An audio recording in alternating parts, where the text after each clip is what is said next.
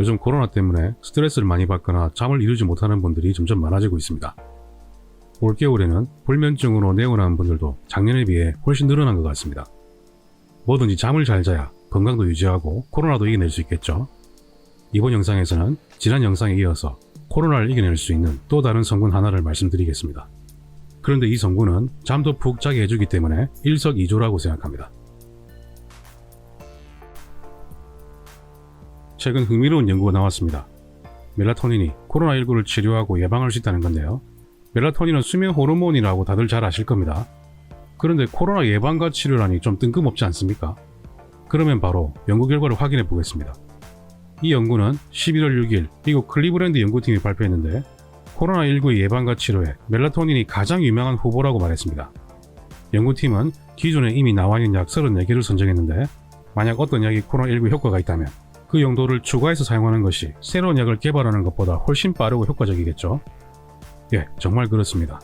보통 신약을 개발하는 과정은 엄청난 돈이 들어가고 개발 기간만 최소 약 10년에서 15년 정도 걸립니다. 예를 들어 에나스틸시스테인이라는 약은 보통 타이레놀 해독제나 진해 거담제로 사용되는데 효과가 확인되면 코로나19의 예방과 치료라는 용도를 추가해서 사용할 수 있다는 뜻입니다. 이런 방법을 용도 추가 또는 용도 변경, 영어로는 repurposing이라고 합니다. 실제로 이런 repurposing이라는 방법을 통해서 지금까지 수많은 약제의 용도 추가나 용도 변경이 이루어져 왔습니다. 연구팀은 이 34개 약 중에서 멜라토닌이 가장 돋보이는 결과를 보였다고 강조했습니다. 멜라토닌을 투여한 그룹에서는 코로나19에 감염될 가능성이 28%나 감소했습니다. 즉 예방 효과가 있다는 뜻이죠. 특이한 점은 아프리카 미국인은 투여군에서 감염 가능성이 52%나 감소했는데 당뇨 환자에서도 감염 가능성이 48%나 감소했습니다. 상당히 의미 있는 결과였고 학계의 반응 역시 뜨거웠습니다. 멜라토닌 연구 중에서 가장 인상 깊었던 연구는 10월 18일 발표된 바로 이 논문이었습니다. 논문 제목은 멜라토닌은 기관지 삽관을 했던 코로나19 환자의 생존 가능성을 아주 크게 높였다입니다. 2020년 2월 1일부터 8월 1일까지 뉴욕 소재 대학병원에 입원한 18만 9,987명 중에서 기관지 삽관 시술을 받았던 코로나 음성과 양성 환자의 생존율을 조사했습니다. 기관지 삽관이란 시술은 자발 호흡이 곤란한 생명이 아주 위험한 중증 환자에서 흔히 시행됩니다. 즉 중증 환자를 대상으로 한 연구라고 보시면 되겠습니다. 기관지 삽관을 시행받은 중증 코로나19 확진자에서 멜라토닌 치료를 했더니 위험 비율이 0.131로 아주 낮게 나왔습니다. 이 수치는 정말 놀라울 정도로 낮은 수치인데요. 위험 비율이라는 것은 부정적인 결과가 나올 가능성이 어느 정도인지 말해주는데 수치가 1보다 작으면 부정적인 결과가 나올 가능성이 적어진다는 뜻입니다. 즉 멜라토닌을 투여한 환자에서 생존 확률이 크게 높아졌다는 뜻입니다. 이 위험 비율은 코로나19 음성인 환자에서도 0.278로 아주 낮게 나왔습니다. 즉 코로나19 양성이건 음성이건 기관지 삽관 환자의 생존 가능성을 크게 높였다는 뜻인데요.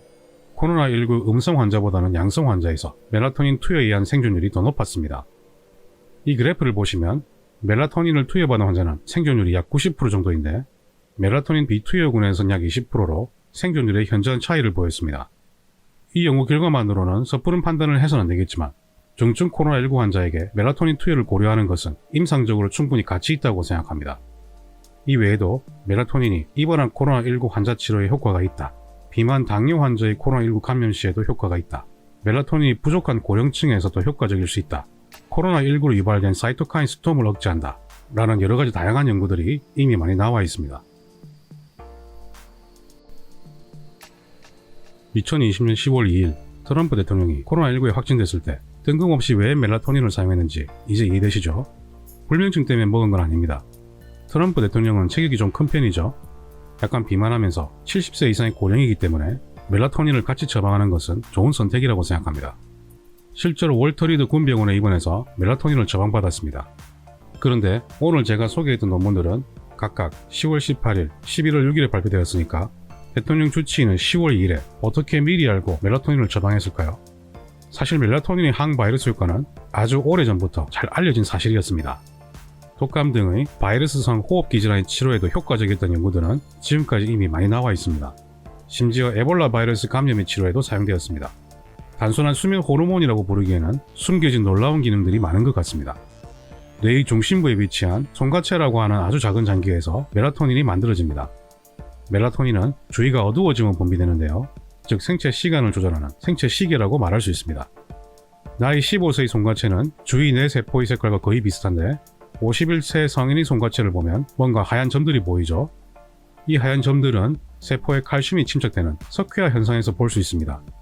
이런 현상이 일어나면 세포의 기능이 떨어지는 경우가 많습니다. 조금 더 시간이 흘러서 65세의 손과체를 보면 손과체의 대부분이 석회화된 것을 확인할 수 있습니다. 이렇게 되면 호르몬 분비 기능이 많이 떨어지게 됩니다.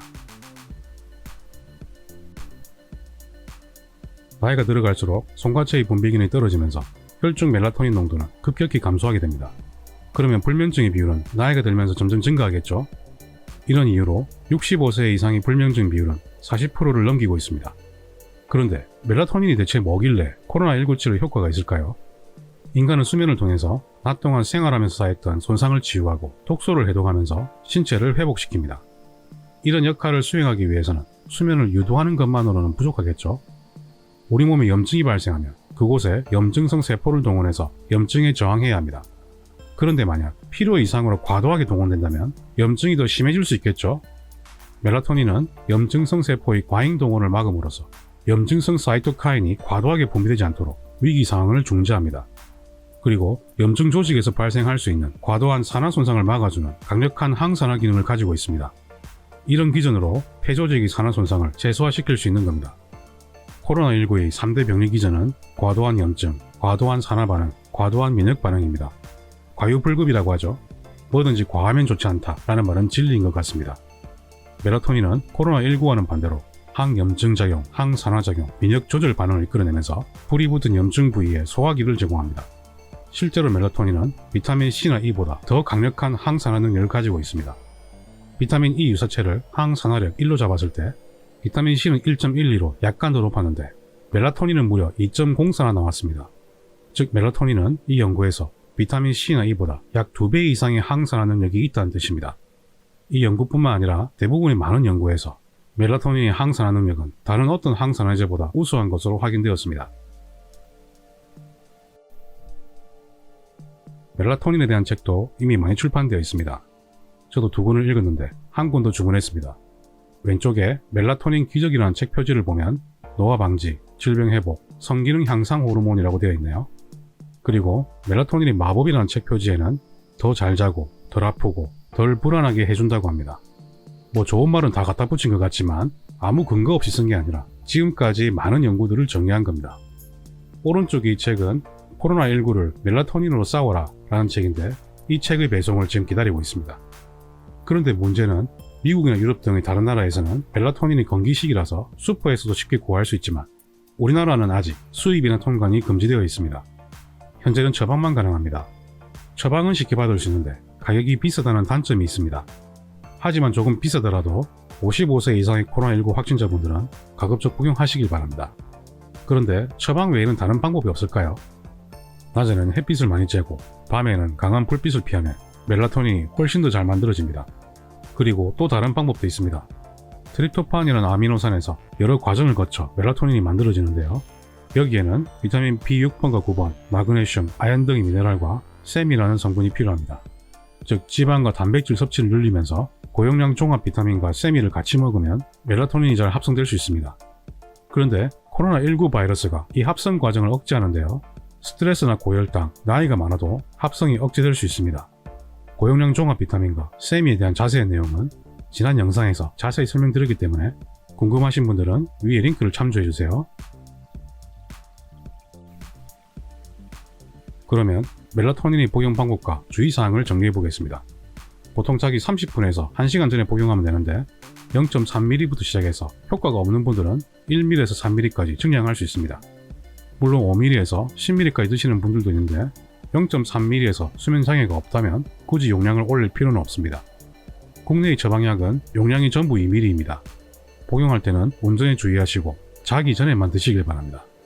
어린이나 20대 미만의 젊은 분들은 멜라토닌이 잘 분비된다고 말씀드렸죠. 이런 분들은 굳이 멜라토닌을 먹을 필요가 없습니다. 임산부나 수유부 그리고 임신을 준비하시는 분들은 주치의와 상의 후에 결정하시길 바랍니다. 저는 권장하지 않습니다. 멜라토닌을 바로 복용하는 것보다는 야간에 핸드폰이나 컴퓨터, TV 시청을 줄이는 것이 의외로 효과적입니다. 여기에 대한 자세한 내용은 위에 링크를 참조해주세요. 수면 장애가 없는 건강한 분들은 코로나19 예방 목적으로 멜라토닌 대신 고용량 종합 비타민과 세미 보용으로 충분합니다. 비타민 B군과 미네랄이 부족해지면 멜라토닌 합성이 감소하는데요. 비타민 B군과 미네랄을 크게 소진시킬 수 있는 술과 담배를 끊고 밀가루, 설탕 등의 정제 탄수화물을 피해 주시길 바랍니다. 하지만 55세 이상이거나 만성질환이 있는 상태에서 코로나19에 확진되면 멜라토닌 처방을 고려해야 합니다. 그리고 코로나19에 확진된 환자가 수면 장애를 호소한다면 멜라토닌 처방을 우선적으로 고려할 필요가 있겠습니다. 그러면 닥터3는 다음에도 더 나은 영상으로 찾아뵙겠습니다. 제 영상이 마음에 드셨다면 좋아요, 구독 꼭 눌러주십시오. 닥터3는 여러분의 건강을 응원합니다.